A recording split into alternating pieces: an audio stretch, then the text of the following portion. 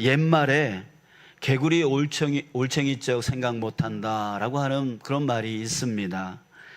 형편이 조금 나아졌다고 예전에 어려웠던 때를 생각하지 못하고 잘난 체 하는 사람을 비꼬는 말이죠.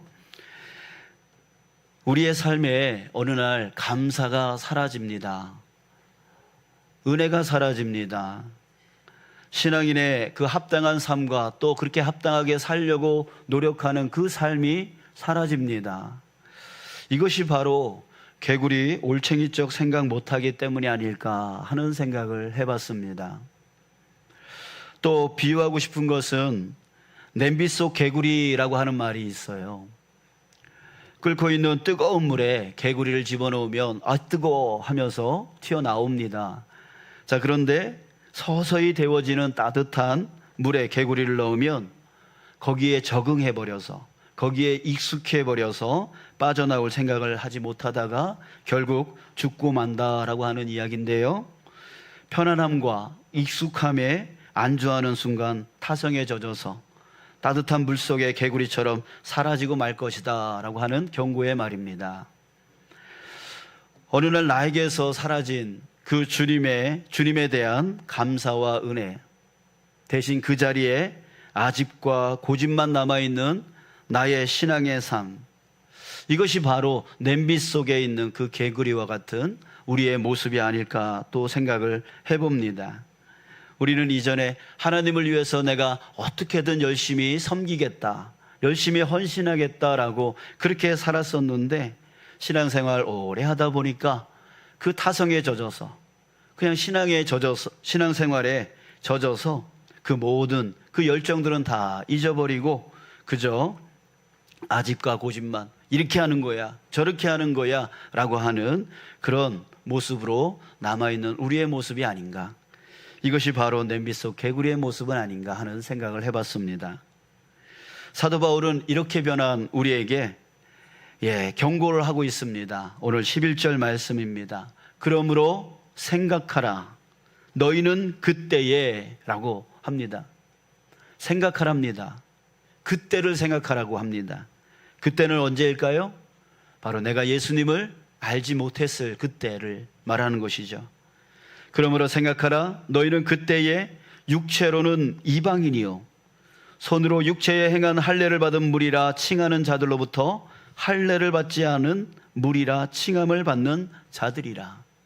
12절 그때에 너희는 그리스도 밖에 있었고 이스라엘 나라 밖의 사람이라 약속의 언약들에 대하여는 외인이요 세상에서 소망이 없고 하나님도 없는 자이더니. 여러분, 그때 우리들의 모습은 어떤 모습이었습니까? 바로 개구리 올챙이적 생각을 하지 못하는 그런 모습이었죠. 그때는 그리스도이신 예수님을 전혀 모르던 시절이었습니다. 그리스도를 몰랐다라고 하는 것은 바로 하나님과 원수가 된 상태라고 말하는 거예요. 하나님의 아무런 도움에 약속을 받지 못하고 오히려 하나님과 대적 관계에 있는 자, 하나님을 따르지 아니하고 그저 내가 나의 주인이 되어져서 내 마음대로 내 뜻대로 살겠노라고 했던 그런 하나님의 대적자였었죠. 그래서 그 어떤 희망도 없고 오로지 멸망할 수밖에 없는, 오로지 지옥 불구덩이 속에 빠질 수밖에 없는 그런 존재였었습니다. 누가요? 바로 우리가, 바로 우리 자신이 바로 그런 자였었단 말이에요. 하나님을 대적하는 자였고 희망이 없는 자였고 오로지 멸망할 수밖에 없는, 오로지 지옥 불구덩이 속에 빠질 수밖에 없는 그런 자였었습니다. 그러나 이제는 바뀌었습니다. 이제는 완전히 바뀌었습니다. 고린도후서 5장 17절에서 이렇게 말합니다. 이전 것은 지나갔으니 보라 새 것이 되었도다. 이전 것은 지나갔습니다. 새 것이 되었습니다. 완전히 새 것이 되었습니다. 오늘 본문 15절에서도 이렇게 말합니다. 한 새 사람을 지어 화평하게 하시고, 새 사람을 지었대요. 누구를? 우리를 새 사람으로, 새로운 사람으로 지으셨다라고 말하고 있어요. 이는 우리가 완전히 새로운 존재로 바뀌었다라고 하는 말씀이에요. 사랑하는 여러분, 저와 여러분들은 이제 완전히 새로운 존재로 바뀌었음을 믿습니다. 아멘. 예, 우리 그렇게 되어진 거예요. 우리는 그때와 지금이 완전히 달라요. 예, 완전히 달라요. 그런데 아무 변한 게 없다라고 생각하시는 분들이 있어요. 그때 삶하고 지금 삶하고 뭐가 바뀌었어? 달라진 거 아무것도 없는데? 네, 그렇죠. 눈으로 볼 때는, 이 육신의 눈으로 볼 때는 아무런 변화가 없는 것 같이 보이는 거죠. 그러나 사실은 완전히 다른 존재가 되어 있는 거예요. 우리의 신분이 완전히 바뀌었어요. 우리의 미래가 완전히 바뀌었어요. 여러분, 그때 우리는 사탄에게 끌려다니는, 그래서 사탄의 유혹을 받고 사탄의 억압을 받으면서 하지 아니하면 안 되는, 저거 내가 얻지 않으면 안 되는 것에 몰두하면서 거기에 고통과 고난 가운데 살 수밖에 없었던 그때였어요. 근데 지금은 뭡니까? 지금은 하나님의 자녀로 신분이 완전히 바뀌었다고요. 또 그때 우리의 미래는 지옥 불구덩이였습니다.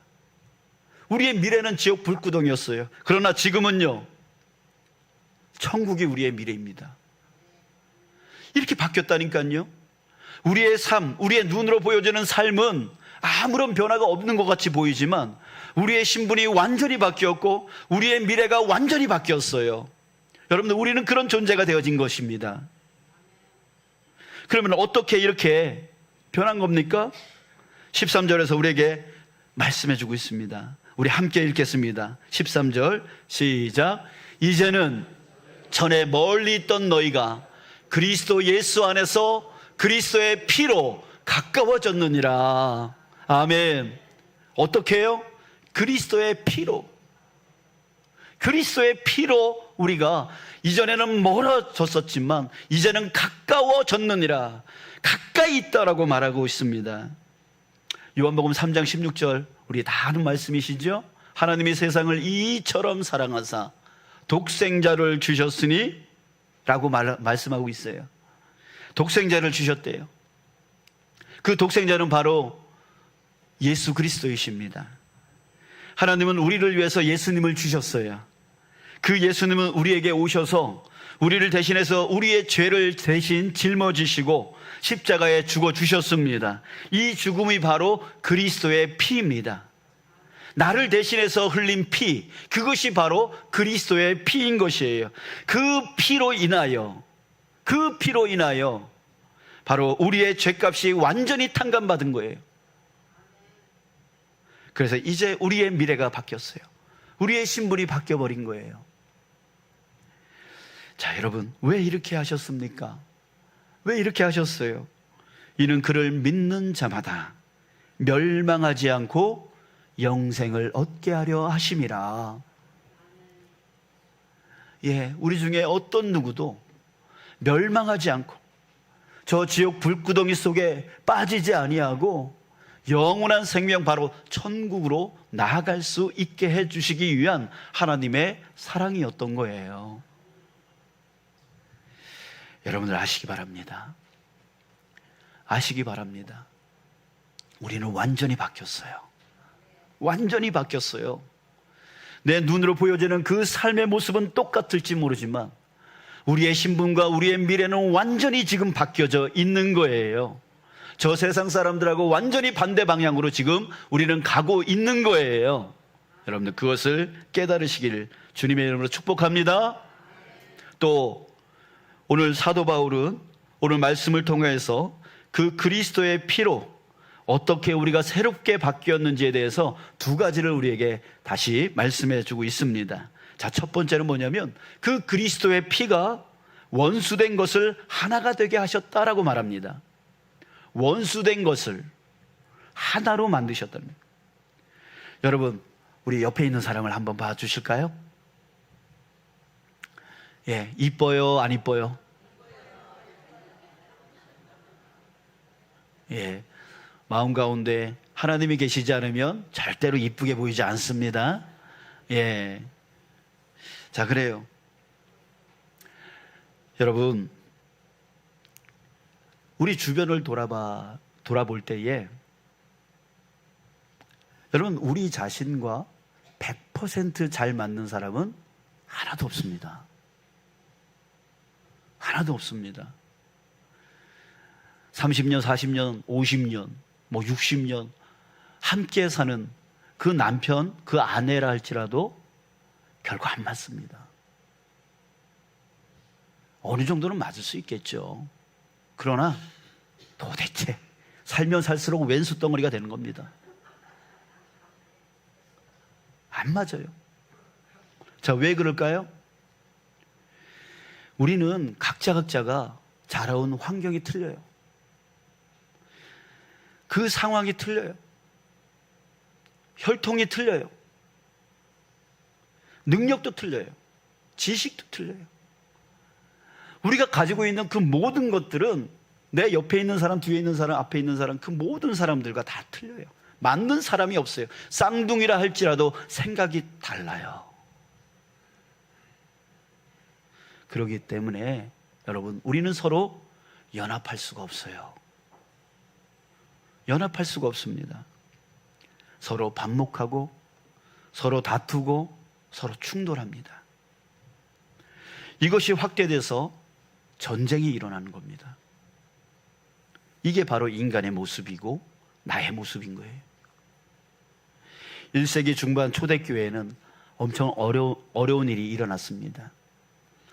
유대인들로 구성되었던 처음 교회, 예루살렘 교회는 100% 다 유대인들이었기 때문에 별 문제가 없었지만 이제 복음이 점점 이방인들을 향해서 나아갈 때에 그 유대인으로 구성되어 있던 교회 안에 이방인들이 들어오기 시작했어요. 그런데 이 둘이 서로 다투고 충돌하는 겁니다. 왜요? 서로 다르기 때문에. 유대인들은 혈통과 율법을 중요시 여겼습니다. 하지만 이방인들은 그렇게 살지 않았기 때문에 그 혈통과 그 율법을 따라갈 수가 없었어요. 교회가 4분 오열되어서 찢길 위기 속에 빠졌습니다. 엄청난 위기 속에 빠졌습니다. 도저히 서로 하나 될 수가 없었습니다. 매일 모이기만 하면 싸웁니다. 이게 오라 저게 오라.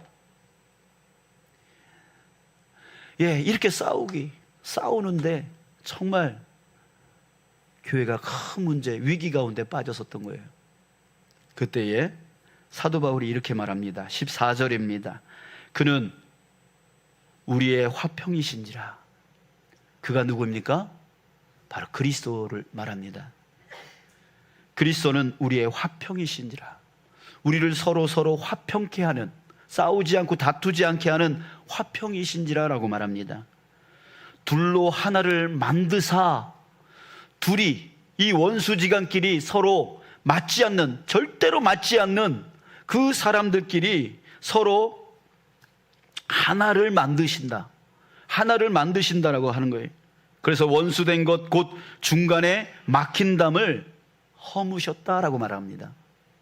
어떻게 해요? 자기 육체로. 여러분, 둘이 하나 될 수 없는, 우리 인간과 인간의 사이, 원수될 수밖에 없는 우리 인간과 인간 사이를, 그 담을 허무시고 하나로 만들어 주셨는데, 그것이 무엇으로요? 바로 예수님의 그 육체를 통하여, 바로 그리스도의 피를 얘기합니다. 그리스도의 피를 얘기해요. 즉 이거예요. 유대인, 그들은 혈통과 율법이 자신들을 구원시킬 거라고 생각을 했지만 그거 아니라는 거예요. 그걸로는 구원받을 수 없다라고 하는 거예요. 오로지 무엇을 통하여? 그리스도의 피를 통하여. 그러면 이방인들은 혈통과 율법을 갖지 않았기 때문에 구원받지 못한다? 그게 아니라는 거예요. 무엇을 통하여 구원받을 수 있다? 그리스도의 피로. 이제는 유대인과 이방인이 서로 다르지 않다라는 것을 선포하고 있습니다. 서로 다른 것이 없습니다. 이제는 그들에게 공통점이 생겼습니다. 그것이 무엇입니까? 바로 그리스도의 피였던 거예요. 그리스도의 피로서만 구원을 받을 수 있다라고 말해주고 있는 거예요. 여러분, 저와 여러분들이 하나 될 수 있는 이유는 딱 한 가지밖에 없습니다. 제가 여러분들과 능력이 같습니까? 지식이 같습니까? 생각이 같습니까? 같은 환경 가운데 생활했습니까? 상황 가운데 있었습니까? 혈통이 같습니까? 아무것도 달라요. 아무것도 같은 것이 없어요. 그래서 여러분들과 생각이 틀려요. 여러분들과 하나 될 수 없어요, 저는. 그러나 이제는 하나 될 수 있다는 얘기예요. 어떻게? 저도 예수 그리스도의 피로 구원받았고, 여러분들도 예수 그리스도의 피로 구원받았다는 거예요. 여러분, 이제 이전 것은 다 지나간 거예요. 이전에 나의 혈통, 이전에 나의 생각, 이전에 나의 능력, 이전에 나의 지식, 이전에 나의 모든 것들은 다 지나갔다는 얘기예요. 이제 남는 것은 무엇입니까? 바로 그리스도의 피. 그걸로 인하여 우리는 다시 태어났다는 얘기죠. 그래서 우리는 하나 될 수 있다. 지금 사도 바울이 우리에게 말하고 있는 것이 바로 그것입니다. 두 번째로 그가 말하고 있는 것은 그리스도의 피가 율법을 폐하여 주셨다. 율법을 폐하여 주셨다라는 말이에요. 여러분들 그런 말 하죠? 착하게 살면 구원받는다고. 아유, 저 사람은 착하게 사니까 나중에 천국 갈 거야. 이런 말을 합니다. 여러분, 이것을 반대로 말하면 죄를 짓지 않으면 다 구원받는다, 이런 뜻이 되어지죠. 여러분, 이것은 바로 율법주의적인 사고입니다. 즉, 율법을 잘 지켜서 착하게 살면 구원에 이른다라고 하는 생각이에요. 여러분, 근데 잘 생각해 보세요. 여러분, 율법 다 지킬 수 있으세요? 철저하게, 완벽하게 율법 다 지키실 수 있으세요? 그럴 사람이 없다는 얘기예요. 그럴 사람이 없다는 얘기예요. 이 땅 가운데 의인은 없다라고 성경은 말하고 있습니다. 그 율법 완벽하게 다 지켜 행하는 사람이 없어요. 하나님께서 이렇게 말씀하셨나요? 야, 너 다 지킬 수 없으니까 몇 %만 지키면 내가 구원해 줄게, 이러셨나요? 아니에요. 그 율법을 100% 완벽하게 지키지 아니하면 결코 의인이라 할 수 없는 거예요. 그러기에 여러분, 우리 중에 의인은 없는 겁니다. 착하게 산다고 구원받는 거 아닙니다. 왜? 그 착한 사람도 결국은 그 마음의 미움과 질투와 시기와 그런 다툼들이 있기 때문에 그렇습니다. 그런데 사도 바울이 이렇게 말합니다. 15, 16절 우리 함께 읽겠습니다. 15, 16절 시작. 법조문으로 된 계명의 율법을 폐하셨으니 이는 이 둘로 자기 안에서 한 새 사람을 지어 화평하게 하시고 또 십자가로 이 둘을 한 몸으로 하나님과 화목하게 하려 하심이라. 원수된 것을 십자가로 소멸하시고. 아멘. 여러분, 현실적으로 율법으로는 구원받을 수가 없습니다. 착하게 산다고 구원받을 수 없습니다. 오로지 예수님이 십자가의 죽으심으로, 그 죽으심, 그리스도의 피로 말미암아 구원의 문을 열어주신 거예요. 이제는 율법으로 구원받는 문은 닫아버리셨어요. 폐하여 버리셨어요. 그것으로는 절대로 구원받을 수 없기 때문에, 그것으로는 구원에 이를 수 있는 사람이 우리 중에 아무도 없기 때문에 이제 예수님께서 그 문을 닫아버리셨어요. 그리고 새로운 문을 열어주셨어요. 그 문은 무엇입니까? 바로 그리스도의 피의 문이에요.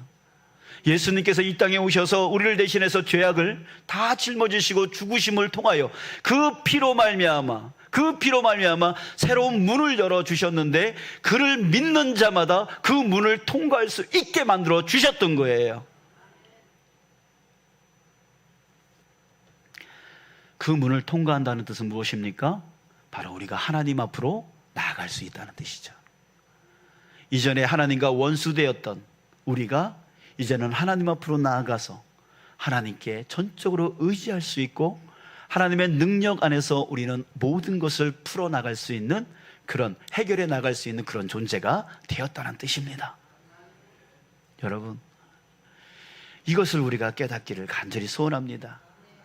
여러분, 우리가 지금 어떤 존재가 되어 있는가를 깨달으시길 주님의 이름으로 축복합니다. 그것을 우리가 알 때에 감사가 넘치지 않을 수가 없고 은혜가 넘치지 않을 수가 없고, 정말 주님, 나 같은 자를 이렇게 구원하여 주신 그 은혜를 갚는데 내 인생을 바치겠습니다라고 헌신을 다짐할 수밖에 없는 것이에요. 여러분, 이제 우리는 전혀 화평을 이룰 수 없는 다른 사람들과 화평을 이룰 수 있게 되었습니다. 이제는 우리 하나님을 만날 수 없는, 율법으로는 도저히 구원되어 줄 수 없었기에 하나님을 절대로 만날 수 없는 우리가 이제는 하나님을 만나고 하나님과 화평을 누릴 수 있게 되었습니다. 이것이 바로 우리가 바뀌어진 새로운 존재의 모습이라고 하는 거예요. 사랑하는 여러분, 이제는 다른 것을 들이대면 안 돼요. 능력으로 들이대면 안 됩니다. 저는 항상 앞에서 찬양 인도할 때마다 죄송해요. 여러분들에게 죄송해요. 제가 좀 더 찬양을 잘 불렀으면 좋았을 텐데, 좀 더 인도를 잘했으면 좋았을 텐데, 이런 마음이 있어서 죄송해요. 만약에 그런 저의 모습을 여러분들이 들이댈 때에 능력의 눈으로 들이댔다면 여러분들은 뭐 하고 있을까요? 판단하고 있겠죠. 에휴, 저 목사가 노래도 못하면서 저걸 왜 해? 이러고 있을 거예요. 그런 데에서는 하나가 될 수가 없어요.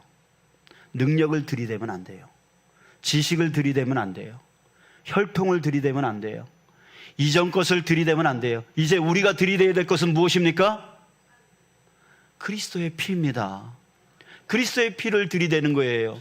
이전 것은 지나갔으니 보라 새 것이 되었도다. 이제는 우리가 들이대야 될 그 기준은 달라졌어요.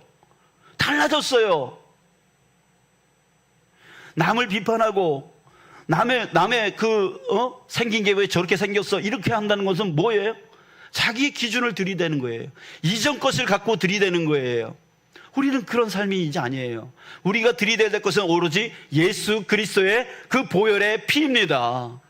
그것으로 들이대면서 우리가 살아가는 거예요. 예수 그리스도의 피는 무슨 피입니까? 사랑의 피예요. 은혜의 피예요. 용서와 용납의 피예요. 이해의 피예요. 희생의 피이고 헌신의 피입니다. 예수 그리스도의 그 피는, 우리를 위해서 흘려주신 그 피는 바로 사랑과 은혜와 용서와 용납과 희생과 헌신의 피인 거예요. 그 피가 어디에 흐르고 있습니까? 지금 우리에게 흐르고 있는 거예요. 우리는 예수 그리스도로 인하여 다시 거듭났으니까, 다시 태어났으니까 이제 우리 안에 있는 그 피는 내 부모로부터 물려받은 피가 아니에요. 내 안에서 흐르고 있는 피는 바로 그리스도의 피입니다. 그 그리스도의 피는 사랑과 은혜와 용서와 용납과 희생과 헌신의 피인 거예요. 그럴 때에 우리가 이제는 이전의 삶은 다 배설물로 여기고, 바울처럼 배설물로 여기고, 이제는 그리스도의 피, 바로 사랑과 은혜와 용서와 용납과 희생과 헌신의 그 삶으로 나아가는 삶으로 해야 된다는 거죠. 그게 바로 새롭게 태어난 새로운 존재가 되어진 우리의 삶이 되어지는 거예요. 사랑하는 여러분, 피가 섞인 자를 여러분 뭐라고 표현합니까? 뭐라고 말해요? 피가 섞인 사람들을 뭐라 그래요? 가족이라 그러잖아요. 피가 섞였기 때문에 가족이라 그러잖아요. 여러분들, 이제는 그것은 이전 것입니다. 이전 것이에요. 혈통의 피는 이제 이전 것입니다. 그 모든 것은 예수님을 통해서 깨져버렸어요. 이제는 어떻게 돼야 돼요? 부모와 자식이 부부가 또한 우리 성도들이 어떻게 돼야 돼요? 그리스도의 피로 묶여야 돼요. 그리스도의 피로 묶여야 돼요. 여러분, 이것을 우리는 영적 가족이라고 하는 겁니다. 영적 가족이라고. 여러분들은 자녀들이 뭐 하면 잘못해도 이해하시죠? 용서하시죠? 저놈 새끼 하면서 욕하면서도 다시 용납하시잖아요? 이게 가족이에요. 그런 것처럼 여러분, 우리 안에 한 그리스도의 피가 흐르고 있어요. 우리는 영적인 가족이 되어진 것입니다. 그럴 때에 주님께서 우리에게 부어주신 그 사랑, 그 은혜, 그 용서, 용납, 희생, 헌신, 그 피를 흐르게 하여 이제는 새로운 존재가 되었으니 새로운 존재로서 살아가는 저와 여러분들 되어지기를 주님의 이름으로 축복합니다. 이제 이전 것을 들이대면 안 돼요. 우리는 새롭게 예수 그리스도의 피로 다시 거듭난 사람입니다. 그 피로 우리가 살아가는 저와 여러분들 되시길 주님의 이름으로 축복합니다.